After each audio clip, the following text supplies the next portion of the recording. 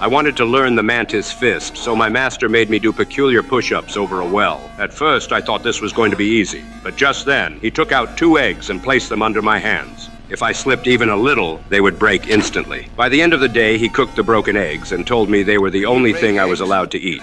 I didn't pay attention and said I didn't mind scrambled eggs. After several days of this hard training, I finally learned how to do push-ups without breaking a single egg.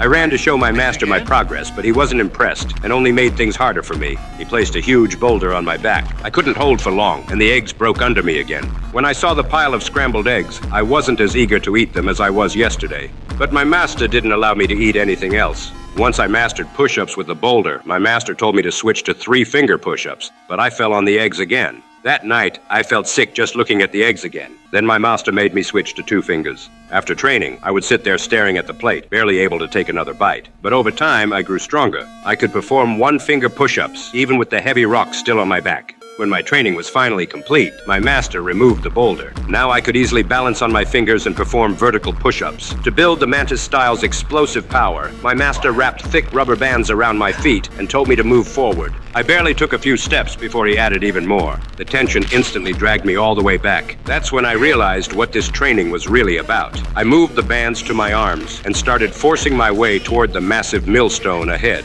Day after day, I fought against the bands until I could finally reach the millstone. I grabbed both stones, forced them off the ground, and swung them straight into a thick tree.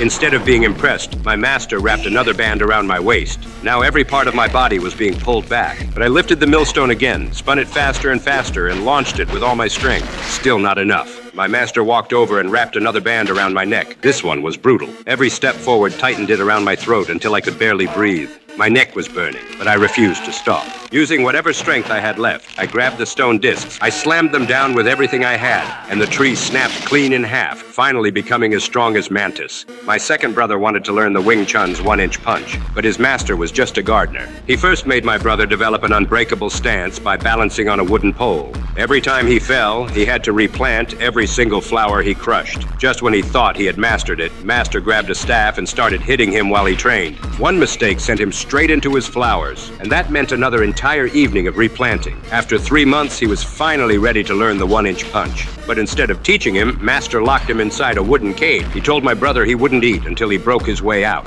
After just a few strikes, his arms went numb, but he kept punching till he finally shattered the cage. At lunch, his hands were so destroyed, his could barely hold his chopsticks. And the next morning, he realized this was only the beginning. Every time he escaped, Master built a smaller cage, giving his even less space to move and generate power.